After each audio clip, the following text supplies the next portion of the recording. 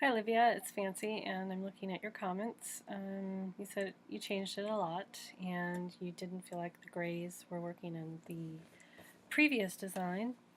And you tried to work on making a lake in this particular design. You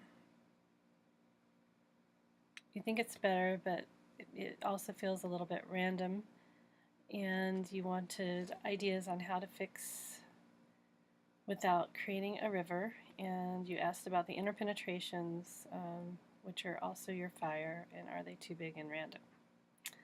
Okay, so it seems like maybe you're working with, points of emphasis. I kind of see one here, maybe one here. So, this shape here seems to kind of be repeated in this area. Kind of a random shape, but it's, roughly rounded. And then I see this shape, another point of emphasis, but it doesn't feel rounded. It feels kind of longer and narrower. So I don't know if you started out with concentric squares and then you tried to blur the boundaries, perhaps. It looks like you might have been gradating across pathways at one time, which is great. Because I see that you have a square up here too, and this is kind of squared off. So, and this here, this here, this is straight here, and I can kind of see how the boundaries may have been straighter, so you have those concentric squares. So, if you're so inclined at this point, with less than 7 hours to go, a lot can be done in that time. You started off kind of working with. I imagine that you were working with points of emphasis that were gradated and cross pathways. I see these big square shapes and I see these remnants of squares.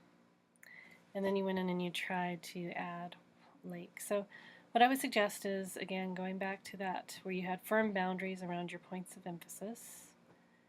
So you had a big one here, and it looks like you had one here, and maybe one in here somewhere. Maybe you had a pink one in here. You had maybe a green one in here, and maybe another one down here.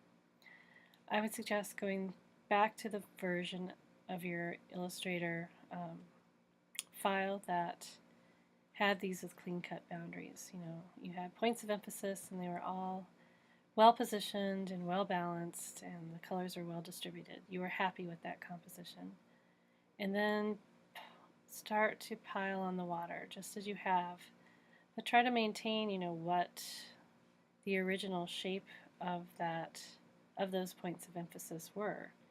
So you are going to blur most of the boundaries, but you'll leave enough so that the viewer can understand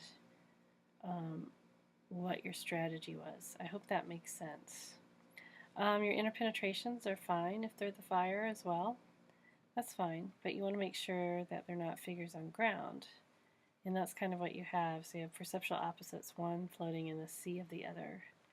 So one floating in the sea of the other. They're reciprocating, so that's good. This one, the contrast is much less because this is more water than it is the perceptual opposite. Figure on the ground, here, here, and here. There's also one here, or that may be part of an implied emphasis, a point of emphasis, and it just is through closure that we're seeing this interruption rather than the whole, we're understanding the whole structure of this. These are kind of tending toward the outside of the composition. We've got one that's kind of moving to the inside. So I would probably try to reposition, some of them elsewhere. Try not to get any vertical alignments, which you don't, or horizontal alignments, which you don't.